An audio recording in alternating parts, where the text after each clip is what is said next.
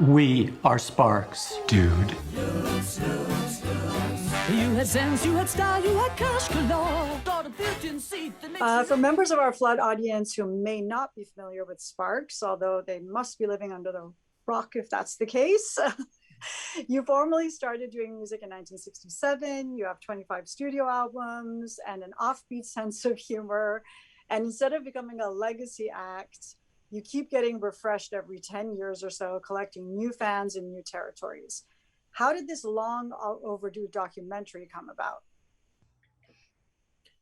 Well, happily, we were playing a show in Los Angeles, and who should be in attendance but Edgar Wright.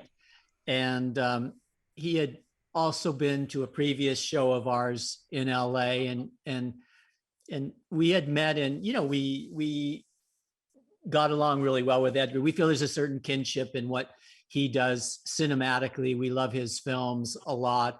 And after the second show that we had done, probably a year later than the initial one, Edgar had said that he really would like to do a documentary on the band. And we were just kind of floored, thinking, wow, if we ever were to have a documentary about Sparks, despite past hesitations to do a documentary, felt this was the man, the director, and the opportunity. We, sometimes in the past we had thought that maybe doing a documentary about yourselves maybe signifies sort of an obituary in a certain sense, that your past highlights are behind you, and now it's kind of just that the subtle descent into the grave. But Edgar really convinced us that he wanted to show that kind of all of the eras that make up Sparks' career were kind of equally valid in their own and different ways. And it's all led up to the present, where we're still being active and doing work that we all feel is still really vital in this in the present time. So one of my favorite things about the documentary is how it maintains your sense of humor throughout the whole thing, because you're not in a lot of it as far as present day stuff. Of course, there's a lot of archival footage, which is stupendous, but there's so many interviews with celebrity musicians and just celebrities in general, just so many people across the board, fans of yours, who all got into that spark sense of humor and just really participated and kept that tone throughout, which I thought was great. What did you think about that when you saw everyone and how they tried to get into the Sparks vibe?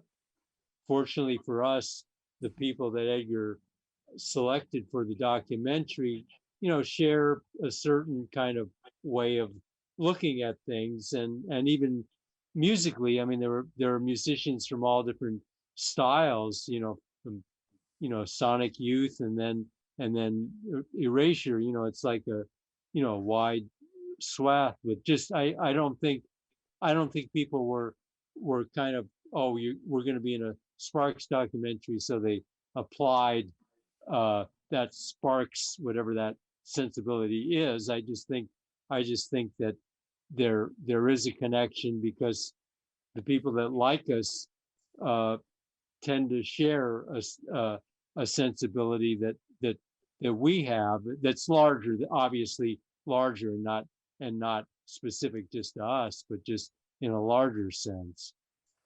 Yeah, it did feel very, very natural. Edgar, how did you decide who to approach, and was it difficult to get people? I can't imagine anybody you approached said no, but was it difficult to decide who to include? I mean, the biggest sort of challenge of the documentary was just managing to pin everybody down, because obviously, like, there's people like who are in the documentary all very busy themselves. But like, I guess the way I approached it was there were three categories. There were people who had worked with Ron and Russell, like they'd either been in Sparks, or they'd produced Sparks, or been the manager, So there was a sort of that was an obvious kind of group of people to interview. Then there's like people who were like noted like fans, who had been on record as being fans, like Steve Jones from the Sex Pistols, or like Stephen and Gillian from New Order, and Thurston Moore, and many others.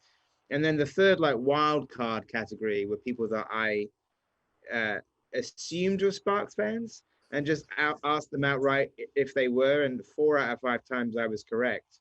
So as an example, literally, I was at a party in Hollywood, and Fred Armisen walked in, who I knew, and I said, "Hey, you like Sparks, right?" And he goes, "I love Sparks." So that's pretty much how I found like Fred Armisen, Beck, Flea, Mike Myers, Neil Gaiman. It was just asking the question outright, and most of the time I was, pleased but not surprised. Yeah, when I saw Neil Gaiman, I was like, wait, that's Neil Gaiman. That was That's entirely That's how you guys unexpected. felt. what we said. That's our reaction exactly. But as you say, yeah, any one of the musicians that popped up, especially Jane Weedland from the Go-Go's, I'm like, of course you're in this movie. You have to be. But I mean, she had worked with you, but also I feel like her sense of humor totally matches up. So Edgar, again, this is your first documentary. How is your approach different to your scripted work? Because for one thing, you have a lot of amazing archival footage, and there's Sparks archival footage, and then there's just archival footage from that time. And both of them just like blend together really well. And it really does have a narrative and an arc, which the best documentaries do. Well, I think the difference between a narrative, like when I'm making a narrative film, I'm creating a story from scratch. And with a documentary, there's a story that exists, and you have to figure out how to make that into a film. And Sparks, don't have in a good way, I say this is a good thing, they don't have the trajectory of most bands, because in a way, most bands have the same sort of like rise and fall and rise again. And that's what a lot of music documentaries kind of feel kind of samey, because they have the sort of same 3-act structure of life. And Sparks have got a much more like interesting like ECG machine like version of like a band trajectory, which makes for an interesting kind of like documentary, because there's like a series of left turns all the way through. And then beyond that, I think the use of archival footage mixed in with like animation and also like footage of just the time, it sort of just kind of seemed to wed itself to probably all of the kind of influences that were in Ron and Russell's head before they started Sparks. And also because Ron and Russell, before Sparks, studied like film and graphic design, that becomes very clear that that's a big part of the band in terms of album covers, the stagecraft, the videos. And it was a sort of joy to just kind of continue that thread in the way that I shot the documentary. Considering based on what Edgar said, considering all the ups and downs of your career, some of the downs seriously down, did you ever consider quitting? I don't think it was ever an option, just what would be the alternative. We have one thing that we think that we're good at doing, and that there isn't another option to replace that. So I think the times when times are bleaker, I think it kind of forced us to kind of regroup in a way, just to figure out what you can do to combat that, and to come up with more material that you feel is really strong, or a different kind of approach that you feel you haven't touched on yet that would be strong. And so I don't think it's ever been an option to not be doing what we're doing. And I think that's maybe one of the strengths of the band, that it's kind of very single-minded what we're doing, and what the outcome should be. And so Sometimes what seems like kind of a moment of inspiration is really from desperation, where you make a musical change that seems calculated from the from one area, and it's actually just because you really had no choice. You had to do something very separated from what you'd done before. Yeah, you certainly don't repeat yourselves. What can you tell us about what we can look forward to?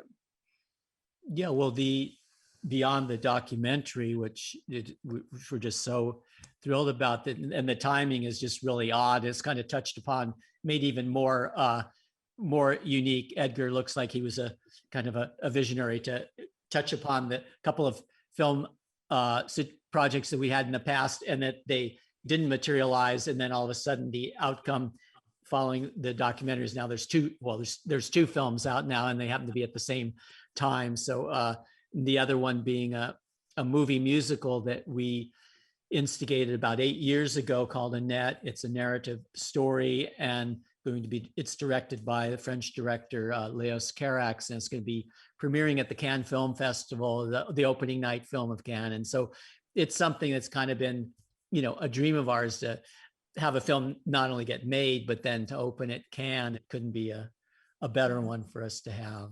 We had postponed 2 tours in the past year because of the pandemic. So we're finally, we're really thrilled to be able to be touring again, starting in February and March, both in the States and Europe and Scandinavia, and then hopefully in Asia after that.